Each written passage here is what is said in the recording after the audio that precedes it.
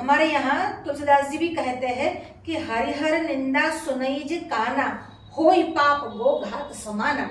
यानी जो हरि और हर की निंदा सुनता है वो भी गोहत्या समान पाप करता है।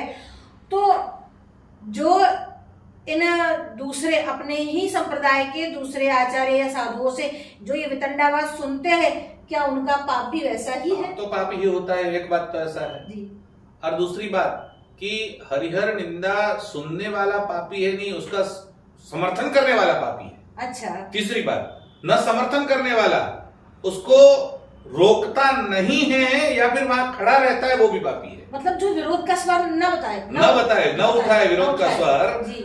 इसलिए हमारे यहाँ ये भी कहा गया है कि अन्याय को सहन करने वाला दोषी है, ऐसा नहीं विरोध न करे वो भी दोषी है। इसलिए अन्याय का विरोध न करते हैं तो भी दोषी है। तो जब भगवान की निंदा हो रही है, जब तीर्थों की निंदा हो रही है, जब अवतारों की निंदा हो रही है, जब शिव ब्रह्मा के हनुमान की निंदा हो रही है और आप लोग सुन रहे हैं, तो वो भी दोषी हैं।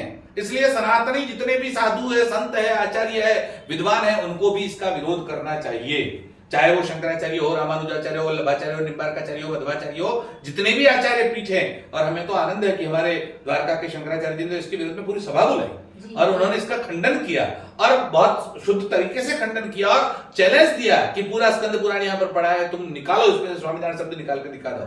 तो नहीं कर पाए कोई।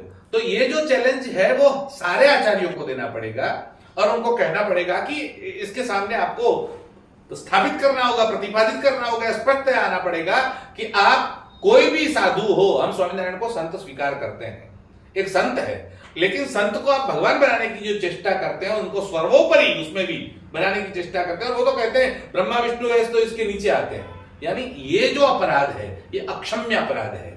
इसलिए इस बात को स्थापित किया जाए, चाहे कोर्ट के द्वारा, चाहे आचार्यों के द्वारा, या फिर इनका निग्रह किया जाए कि कहीं भी किसी भी सभा में स्वामीनारायण के किसी साधु को हम घुसने नहीं देंगे और न उनकी सभा में हम जाएंगे। ये हमारे द्वारका के शंकराचार्य ने घोषित किया, न वो जाते हैं और न उनको अपने यहाँ आने देते हैं। तो दर्शन करने के लिए कोई भी आ सकता है, उसमें मना नहीं है, लेकिन मंच शेयर करना है तो नहीं करेंगे। ये बात तो होनी ही चाहिए।